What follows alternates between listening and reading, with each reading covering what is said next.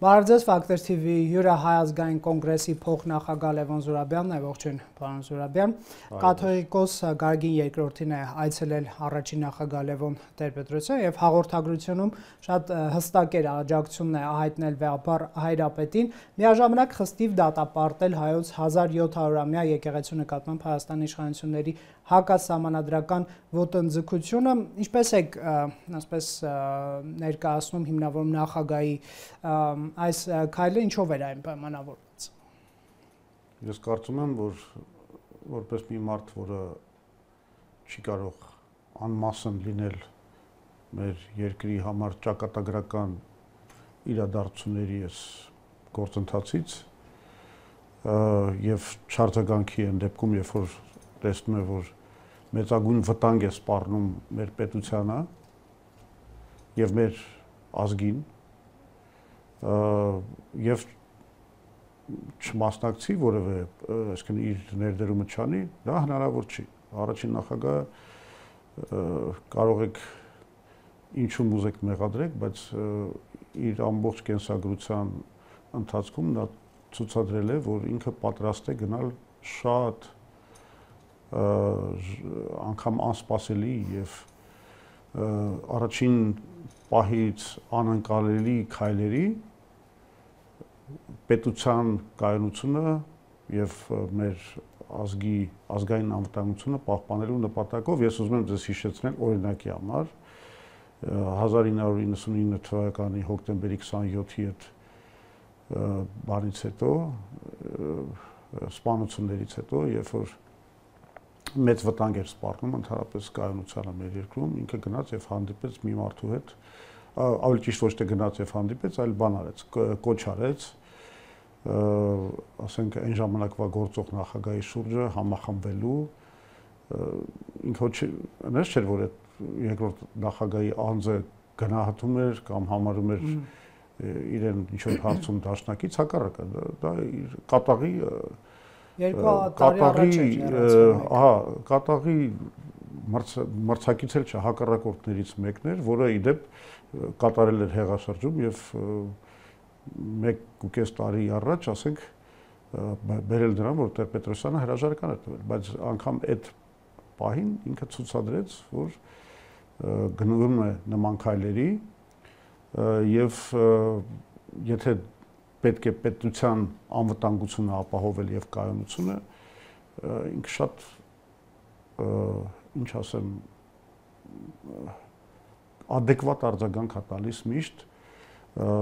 դա մի դեպքներ մյուս դեպքը ուզում եմ ձեզ հիշեցնել ես ուզում եմ մի ուրիշ դեպք ձեզ հիշեցնել այս օրերին երբ որ Տեր-Պետրոսյանի այցը եղավ կաթողիկոսին ձեզ են հիշեցնում ասում են պարոն Զուրաբյան մարտի 1-ի 10 զոհերին հարցով նա չդատապարտեց Տեր-Պետրոսյանը անգամ կաթողիկոսին չեր ընդունել ըստ էության վերաբերմունքի արժանացնելով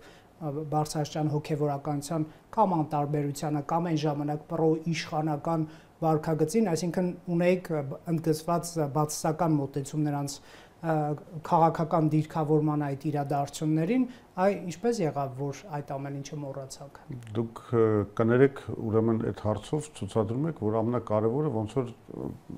չի ըմբռնվել։ Իհարկե Տեր-Պետրոսյանը չընդունեց այն ժամանակ վեհապարին, բայց ինչ ասեց։ Տրված ասուլիսում ինքը ասեց հետևյալը, որ մարտի 1-ի իրադարձությունների կապակցությամբ ինքը սխալ ուղղությամբ է եկել, սխալ տեղ է եկել։ Եթե իրեն հետաքրում է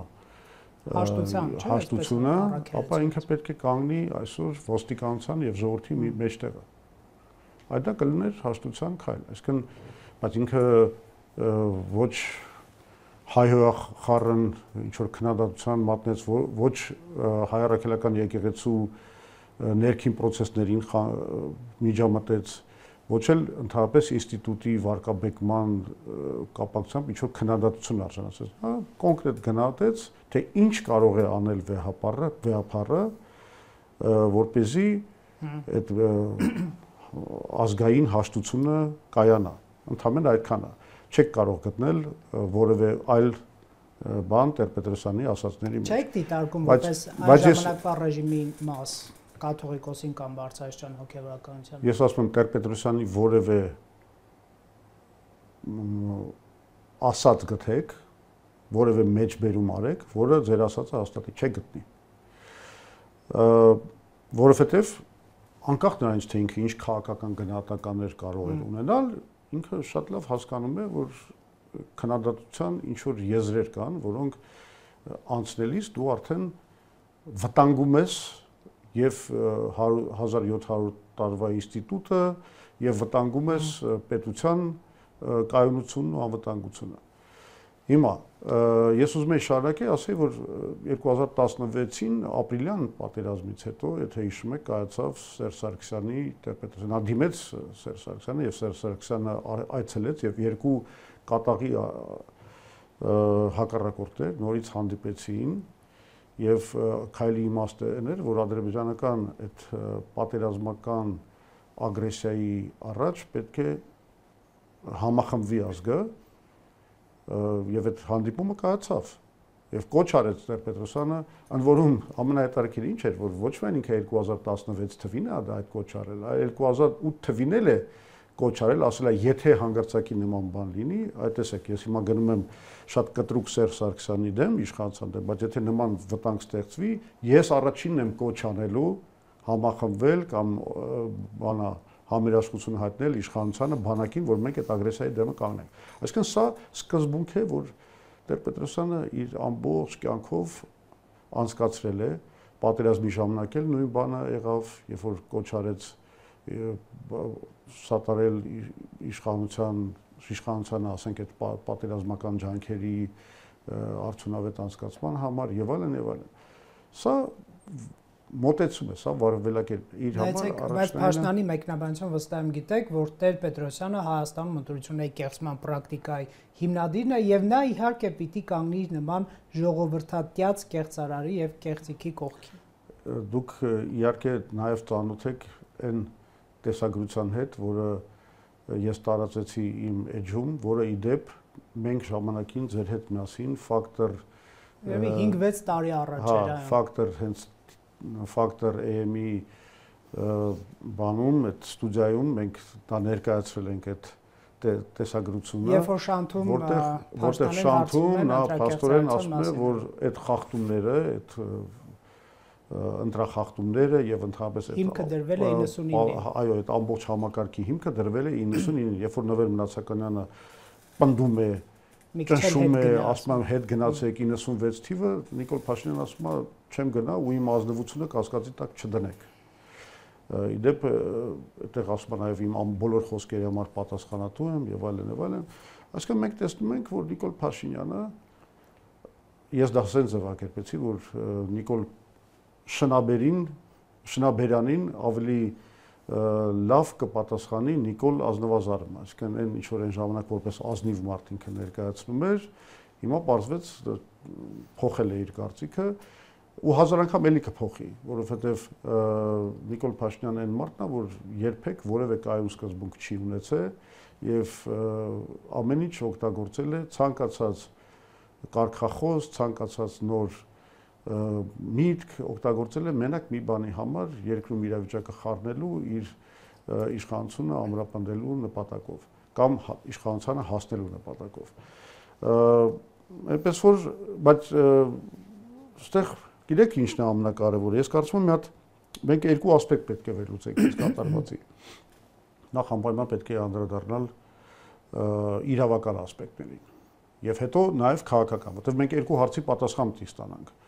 Ինչ է անում Փաշինյանը իրավական առումով, իրավական եւ նաեւ քաղաքական առումով եւ երկրորդը ինչի համար է անում։ Այո, ասում եք ինչ է անում, այսօր մի նորություն կա, եկեք այդ համատեքստում մեր զրույցը շարունակենք։ Համակարգող խորհուրդ ստեղծել, նա կոչ է անում հավատացյալներին համակարգող խորհուրդ ստեղծել, որի առաջի 10 անդամներին ինքը կընտրի եւ որ պետք է զբաղվի հոգու աչքերով բանը նրանց հոգու աչքերով հասկանալով արդյոք նրանք կուսակրոն են կամ արդյոք կուսակրոն են, արդյոք կարդացել են Աստվածաշունչը գոնե մեկ անգամ կարդացել են, արդյոք պահել են, արդյոք պահքը մեծ պահքը պահել են, այո, թե ոչ եւ այլն։ Հա, Եվ այդ խումբը պետք է զբաղվի ըստ էության վեհարանը ազատելով, ես ուղիղ մեջ բերում եմ Կտրիչ Ներսիսյանից, նա արդեն անազգանով է դիմում, պնդելով, որ կուսակրոնության ուխտը խախտել է կաթողիկոսը պետք է հեռանա եւ նոր ընտրություններ անցկացնելով։ Ինչը այնպես չի, պարոն Զուրաբյան, որպես քրիստոնյա մարդը հարց է բարձրացնում։ Ամեն ինչ այնպես չի։ Այսինքն ով է տվել Նիկոլ Փաշինյանին այդ իշխանությունը, որ ինքը հոգու աչքերով իրավունք ունենա որոշելու, ինքնավորոշում։ Ինչ մարմին է ստեղծում, որը պետք է զբաղվի հայ առաքելական եկեղեցու ռեֆորմացիայով։ Այդ մարմնում ով է աշխատելու, ինքն է փաստորեն այդ իշխանությունը ինքը իր վրա վերցնում է։ Սա ուզուրպացիա է, սա հոգևոր տիրույթում, հա, իշխանության իրականացման լիազորությունների ուզուրպացիա է, որը ոչ ոք Նիկոլ Փաշինյանին չի տվել։ Այսինքն ինչ է ստացվում, որ ամեն հավատավոր հայ առաքելական եկեղեցու ամեն մի հավատավոր զավակ կարող է ստեղծել մարմին, որը կզբաղվի կաթողիկոսի հեռացմամբ, հայ առաքելական եկեղեցու բարեփոխմամբ, ընդ որում այդ մարդը իր վրա վերցնում է լիազորություններ, որոնք միգուցե ասենք Հիսուս Քրիստոսը կարող էր վերցնել իր վրա, կամ ասենք, չգիտեմ, քրիստոնեական եկեղեցու հիմնադիրները։ Ինքը վերցնում է իր վրա այդ առաքելությունը, որը իրան ոչ ոք չի տվել, առավել ևս, որ ոչ բարոյականության բնագավառում, ոչ գիտելիքների, ոչ բարեկրթության, ոչ կրթության, նա որևէ հեղինակություն չունի։ Իր միակ բանը առավելությունը մնացածի նկատմամբ այն է, որ Քաջ Նազարի նման հանգամանքների բերումով դարել է Հայաստանի վարչապետ, իսկ հիմա ամբողջ ազգը փոշմանել է, որ նման որոշում է ունեցել եւ հիմա ինքը օգտագործելով այդ իր քաջնազարական կարգավիճակը իրան վերագրում է լիազորություններ, որոնք նախատեսված չեն ընդհանրապես ոչ եկեղեցու կանոնադրությամբ, հայ առաքելական, ոչ ասեցի իր որակներով, ոչ սահմանադրությամբ եւ ոչ էլ օրենքներով։ Հիմա ես ավելի պարզ խոսեմ բանի մասին, իրավական ասպեկտների մասին, հա։ Մենք երկու ակտ ունենք, որոնք այս ամեն ինչը կարգավորում են։ Մի ակտը դա մեր սահմանադրությունն է, մյուս ակտը դա օրենք է, որը ընդունվել է 2007 թվականին եւ որը կոչվում է Հայաստանի Հանրապետության եւ Հայաստանյայց առաքելական Սուրբ եկեղեցու հարաբերությունների մասին օրենք։ Այսինքն շատ հստակ իրավական հիմքեր ունենք, որոնք կարգավորում են այդ հարաբերությունները պետություն հայ առաքելական եկեղեցի։ Ինչ են կարդում հոդվածում, բանում սահմանադրության հոդված 17-ում։ Հայաստանի Հանրապետության մտքի խղճի կրոնի ազատությունը ապահովված է եկեղեցին անջատ է պետությունից, այսինքն բանը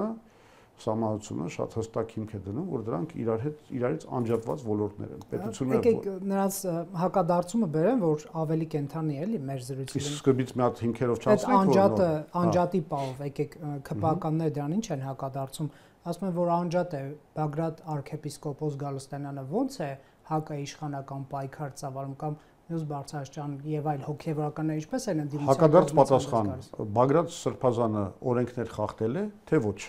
Մենք խոսում ենք հիմա օրենքների եւ սահմանության խախտման մասին։ Խախտել է, թե ոչ։ Տարանջատման սկզբունքը խախտել է, թե ոչ ձեր կարծիքով։ Նայեք, կարծիք հայտնելը դա տարանջատման խնդիրը չի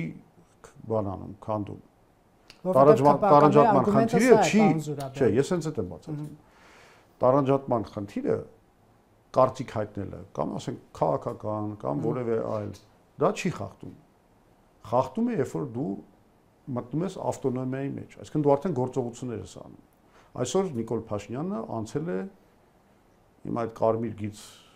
անցնելու այդ արտահայտությունը մի քիչ արդեն չլած տշած է դարել, բայց ինքը իսկապես անցել է մի սահման, որը իրավական սահման է, որովհետև ինքը դե ֆակտո իրեն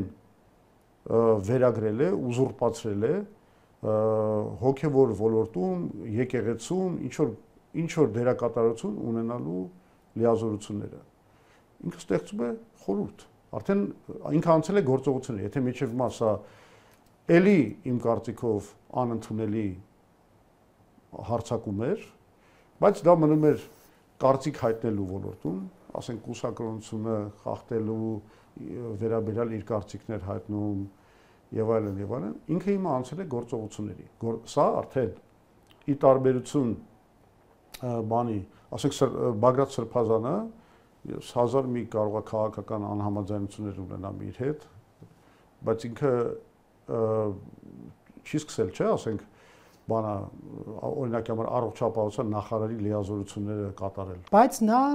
դրել էր վարչապետի հեռացման հարց, պարոն Զուրաբյան։ ՔՊԱ-ականներն ասում են, նրանք եկեղեցականներն են խախտել տարանջատման սկզբունքը մտնելով մեր տարածք, պահանջելով վարչապետի հրաժարական, հիմա մենք կաթողիկոսի հեռացում ենք։ Ես նորից եմ ասում, օրենք խախտել է։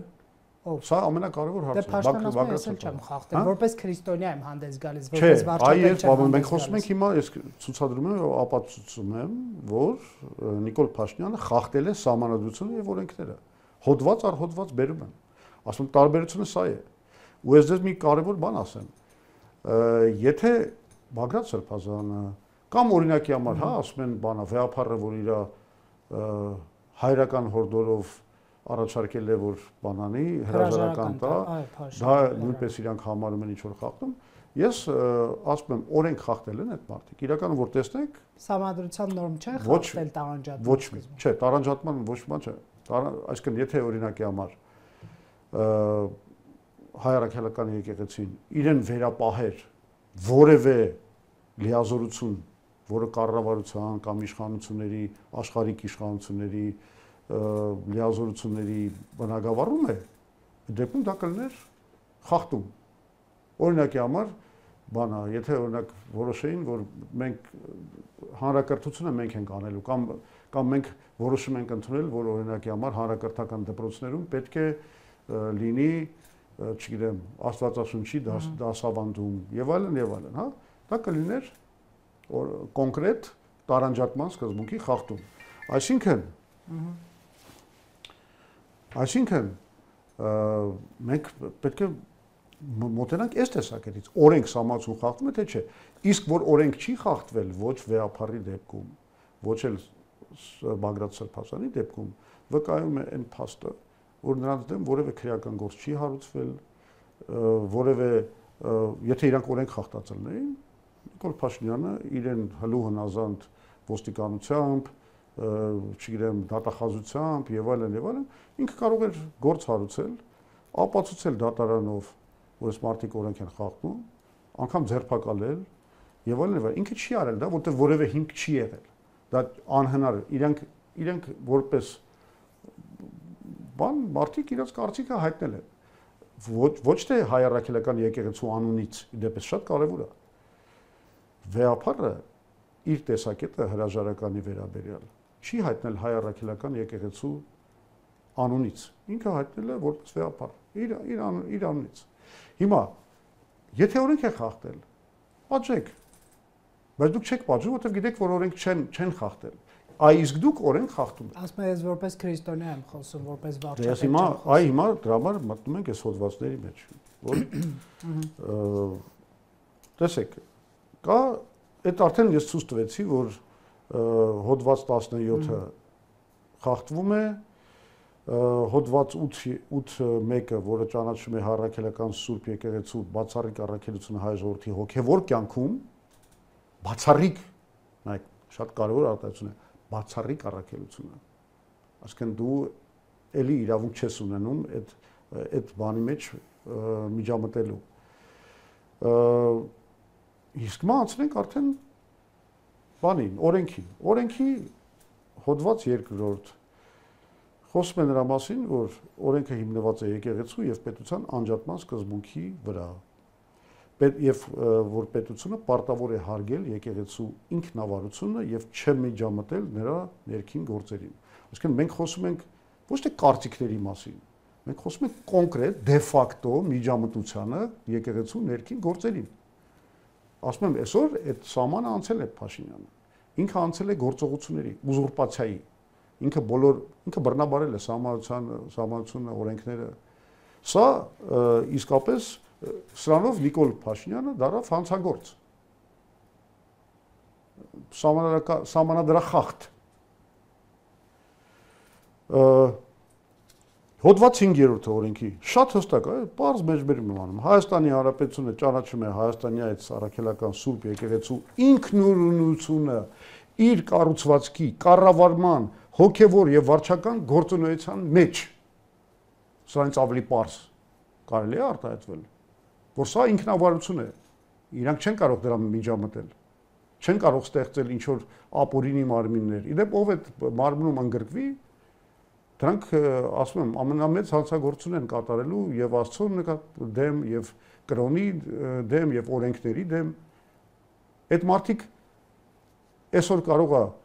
Նիկոլ Փաշինյանը դատախազությունը հերրու պահի այդ մարդկանց հետապնդումից։ Վաղը միսօր այդ մարդիկ հետապնդվելու են։ Ով որ մտնի այդ բանի մեջ, որովհետեւ սա կոպիտ խախտում է օրենքների։ Ու ես պատկերացնում եմ ինչ մարդիկ են մտնելու այդտեղ։ Այդտեղ մտնելու են հայ առաքելական եկեղեցու թշնամիները, մարդիկ, որոնց կյանքի նպատակը դարձել է հայ առաքելական եկեղեցու ոչնչացումը։ Կտեսնեք, հələ հետո պարզ երևալու է նրանց կապերը, բանա, ասենց ասեմ,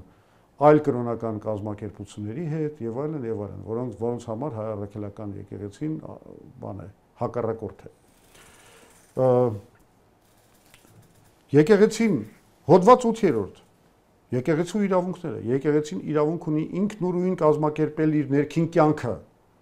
ներառյալ հոգևորականների նշանակումը, կանոնադրության մշակումը եւ տիսական գործունեությունը։ Սրանից ավելի հստակ բան եք ուզում։ Ինչ իրավունք ունի, եթե այս օրենքը գործում է,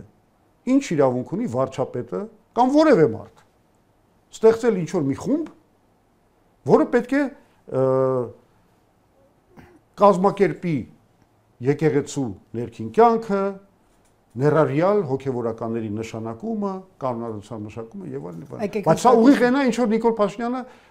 ձեռնարկել է հիմա։ Ես ուզում եմ մի բան էլ հիշեցնել, որ ասում եք ինչ իրավունք ունի։ Փաշինյանը, պարոն Զուրաբյան, եթե անկեղծ լինենք, գտել է Բարձրաստան հոգևորականների թույլ տեղը, կուսակրոնության ուխտ։ Ասում է, ես ունեմ ապացույցներ, որ դուք խախտել եք ձեր իսկ սահմանած կանոններ, հավատարիմ չեք։ Այն վիրավորական բառերը իհարկե ես այստեղ չեմ հնչեցնի, որ ասում են հոգևորականների հասցեն, հա։ Ինչի վարչապետը հնչեցրել է, դուք ինչ եք վախում։ Վայ, պարոն Զուրաբյան, այստեղ արգելված է վիրավորական բառերի օգտագործումը յուրաքանչյուր մեկի հասցեն, պարոն։ Բա վարչապետին ինչի չեք ասում դրա մասին։ Վարչապետին մենք մեր հյուրերի, այսպես ասենք, հրավիրում ենք տարբեր գործիչների, որոնք Դուք հասկանում եք ինչ է տեղի ունեցել։ Վարչապետը քննադատում են այդ բառերի գործածումով նորմալիզացրել է դա։ Վարչապետի բառապաշարը քննադատող բազմաթիվ հյուրեր են ունեցել այս ընթացքում, բայց եկեք կուսակրոնության հարցին անդրադառնանք։ Գտել է գործիք, որով միջամտում է հոգևոր իշխանության գործեր, ասում են դուք հավատարիմ չեք ձեր ուխտին, հեռացեք։ Լսեք, ինչ գործիք ուզում ա գտնի, ինքը իրավունք չունի միջամտելու։ Իմ ասածը սրա մասին է։ Բայց դուք մի բանու եք երթում տվել, որը չեք պահում։ Ես որպես քրիստոնյա չեմ կարողանում ձեզ ընկալել որպես դուք կարծիքը հայտնեցիր, քաշվի մի կողմ, ինչ ես միջամտում։ Ուզում է իրավիճակ փոխել։ Ուզում է իրավիճակ փոխել, ուրեմն դա դրա համար կա գործիքակազմ։ Գործիքակազմը իր կարծիք հայտնելն է, ինքը հայտնեց։ Եվ դրանով պետք է ավարտվեր։ Բայց նրանք երևի գործիքակազմը քայլ չեն անում, դրա պատճառով է այսպես ակտիվացիա։ Եթե քայլ չեն անում, ուրեմն նշանակում է պետք է սահմանություն օրենքներ խախտես։ Ուրեմն նշանակում է պետք է միջամտես կամ ներթափանցես բանի եկեղեցու ինքնավարության այդ սկզբունքները պետք է բանանես, խախտես։ Ասում ենք կեղծավորության հետ գործ ունենք։ Ուզում ենք շտկել որպես Ես նորից եմ ասում, եթե այդ կեղծավորությունը անգամ կա, այդ կեղծավորությունը իր գործը չի։ Նախ իրանից ավելի կեղծավոր մարդ չկա, որովհետև իր կյանքում ինքը ամեն ինչ է կեղծել։ Օրինակի համար ամենակարևոր մեղքը, որ արյունի մեղքը, որ իր վրա կախված է, դա այն է, որ ինքը 2019 թվականին մերժել է Մինսկի խմբի պլանավորման, կարգավորման այդ պլանը, խաղաղության պլանը, որով մենք պահպանում էինք մեր վերահսկողությունը Ղարաբաղի վրա, Քելբաջարի եւ Լաչինի վրա եւ արդեն թողում էինք այդ խնդրի լուծումը սերունդերին։ խնդրի չէ, կարգավիճակի խնդրի բանը։ Եվ ինքը դա ոչ միայն մերժել է, այլ նաև թաքցրել է ժողովրդից, մինչև հիմա չի ասում, թե այդ պլանը ինչու մեր կայանում եւ ինչու է ինքը մերժել։ Այսինքն, եթե մենք կեղծավորությունից խոսենք, գիտեք ինչ, կուսակրոնության խախտման կեղծավորությունը համաձայն եմ ինչ-որ էֆեկտ ունի բարոյական պարկեստության, այն էլ ապացուցված չէ, որ ասում ապացուցություն ենք, բա ուր է քո ապացույցները։ Դեպի չարժի, որ ապացույցներ հրապարակի անձնական տվյալների գաղտնիք։ Այսքանից հետո, այսքան բան արել է, այսինքն չթիրախավորվեն այդ մարդիկ էլի, ընտանիքի անդամների նկատի։ Հիմա դա ազդում է որոշ, ասենք, տրամադրությունների վրա, հա, բարեպաշտ կամ երեսպաշտ, չգիտեմ, բաների այդ հոտի անդամների վեճերի վրա, ինչ որ չափով կարող է ազդի նաև եկեղեցու վստահելիության, որպես ինստիտուտի վրա, բայց այն ինչ որ ինքն է արել, իր կեղծավորությունը, իր կեղծիքները, ստերը ազդել են մեր ամբողջ ճակատագրի վրա, մենք 5000 մարդ ենք կորցրել դրա պատճառով, մենք կորցրել ենք մեր պետության հզորությունը, մենք այսօր կանգնած ենք վերջնական ոչնչացման վտանգի առաջ։ Ու ես դες հիմա ավելին ասեմ, այս որ մենք խոսեցինք, սա իրավական հարցերն են, որտեղ ինքը լիակատար սխալ է, ինքը ուզուրպատոր է, ինքը հանցագործ է, ինքը կեղծարար է, ու գլխավոր կեղծարարը ինքն է։ Մենք հիմա խոսենք իսկ ինչի համար է դա արվում։ Այս ավելի կարևոր հարց է, որովհետև դա արդեն կապում է մեզ մեր իրողության հետ։ Ինքը չի կարող չհասկանալ, որ այն ինչ որ ինքը անում է, բերելու դա բան է, ըստ էության, ասենց ասեմ, ունի պոտենցիալ, ներուժ քաղաքացիական պատերազմի հրահրման։ Ինքը դա չի կարող չհասկանալ, որովհետև եթե ինքը լրջորեն կպնելու է այս գործին, եւ հետեւողականը լինելու, դա բերելու է, ասում եմ, քաղաքացիական պատերազմի հրահրման։ Իմ հույսը իհարկե այն է, որ ինքը, քանի որ ձախողակ է իր ամբողջ էությամբ, եւ չկա այդպես գործ, որ ինքը չի ձախողել։ Անցումային արդարադատության ճակատագրին կարժանանա։ Եվ դա պատերազմի կազմակերպումը մեր ջանքերի եւ սահմանական ռեֆորմի բանը, որ 3 անգամ արդեն ձախողել է, 3 անգամ սկսել է ձախողել է, եւ բազմաթիվ այլ բաներ, որ ինքը խոստացել էր որ պիտի աներ ու ձախողել է, որևէ լուրջ բան ինքը չի կարողացել անել։ Հետեւաբար, քանի որ քաջնազար է, ես ասացի դրա մասին, այս մի գործն էլ հակված եմ մտածելու, որ կձախողի։ Առավել եւս, որ իր, ասած ասեմ, սատարման ներուժը ահավոր պակասել է։ Եթե ինչ որ բաներ, եթե ինքը կարող էր անել 18 թվին, 19 թվին ավելի մեծ զորթական աջակցություն զանգվածներ ունենալով, եւ եթե հիշում եք իր տխրահրճակ մի գործողությունը, որ երբ որ դատարանների շենքերը սկսեց կոչ արեց եւ այդ շրջափակման այդ բանը օպերացիան արեց, որը ոչ մի արդյունք չտվեց, այսինքն ոչ մի կերպ դա ոչ մի բանի վրա չի անդրադարձել, իր ձախողումներից մեկն էր եւ հարավելևս հիմա ինքը որևէ բանի ընդունակ չի լինելու, եթե, նորից եմ ասում, իրան չաջակցեն ինչ որ դրսից ուժեր։ Եթե սա ինչ որ մի հատ պլան չի, Հայաստանի քայքայման գործով շահագրգռված դրսի ուժերի կողմից, որոնք եթե իրանց ագենտուրաները գործի դնեն, բանանեն եւ այլն մտնեն այս գործի մեջ, սա կարող է մի քիչ ավելի ծավալուն բնույթ ստանա։ Բայց նորից եմ ասում, մեկը ինքը քաջնազար է ու մեկը իմ կարծիքով առայժմ ես ավելի հակված եմ մտածել, որ ինքը ձախողելու է այս գործը։ Բայց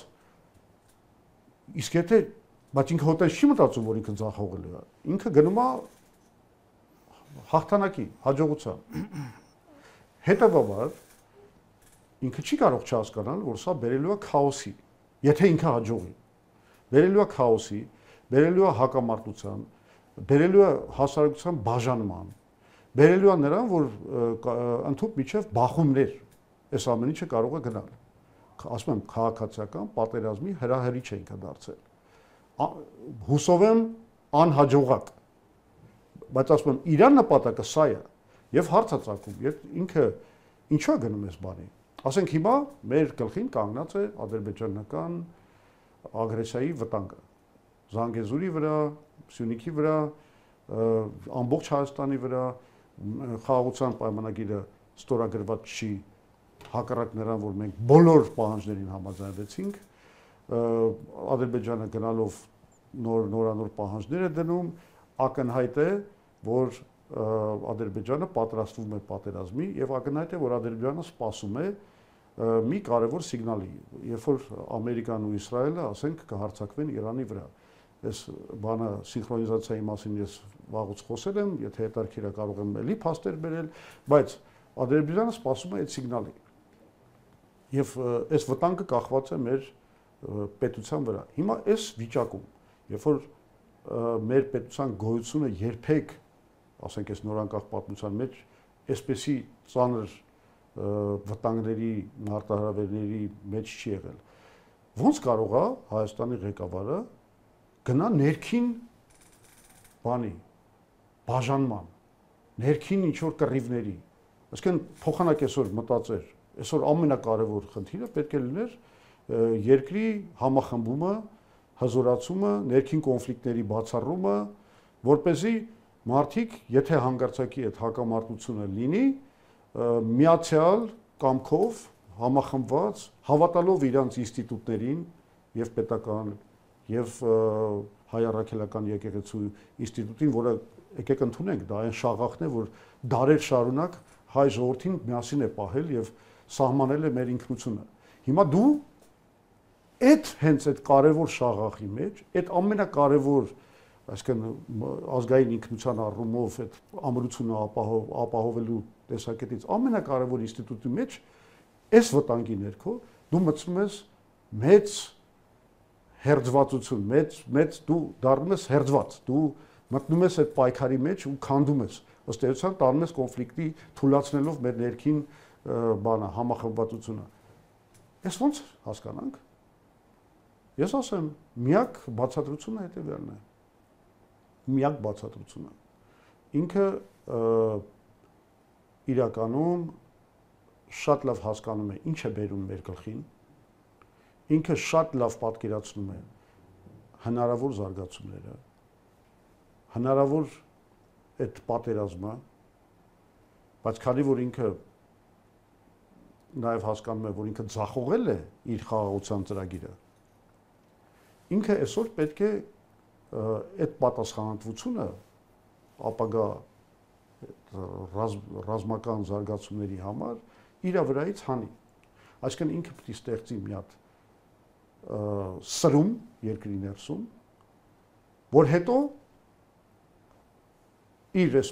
նոր մեծ ձախողման, որը ասում եմ կարող է կործանարար լինի մեր ազգի համար, այդ նոր ձախողման ամբողջ մեղավորությունը դնի հայ առաքելական եկեղեցու վրա, չգիտեմ, ընդդիմության վրա, ասի որ բա ինչ էիք ուզում, բա երկրում սրվում է իրավիճակը, դուք այսպես պահին դուս եք գալիս իշխանության դեմ, բա ինչ էիք ուզում, իհարկե սենց կլիներ։ Այսինքն սա ընդհանրապես դրա համար է։ Ինքը ուզում է ստեղծի երկրում քաոս, որը իրան թույլ կտա խուսափել պատասխանատվությունից ապագա ռազմական պարտությունների համար։ Սա է տեղի ունենում։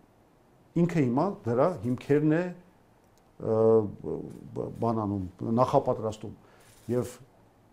հենց դրա համար էլ Տեր-Պետրոսյանը գնում է կաթողիկոսի մոտ, որովհետեւ այս վտանգը ինքը իր բոլոր նյարդերով զգում է եւ հասկանում է, որ մեր պետության ամրությունը, մեր պետության ամրության վրա կատարվում է շատ կեղտոտ մի չարամիտ հարձակում։ Պարոն Զուրաբյան, շնորհակալ եմ զրույցի համար։ Հարգելի հեռուստադիտողներ, Ֆակտոր TV-ում հյուրընկալել էինք Հայ ազգային կոնգրեսի փոխնախագահ Լևոն Զուրաբյանին։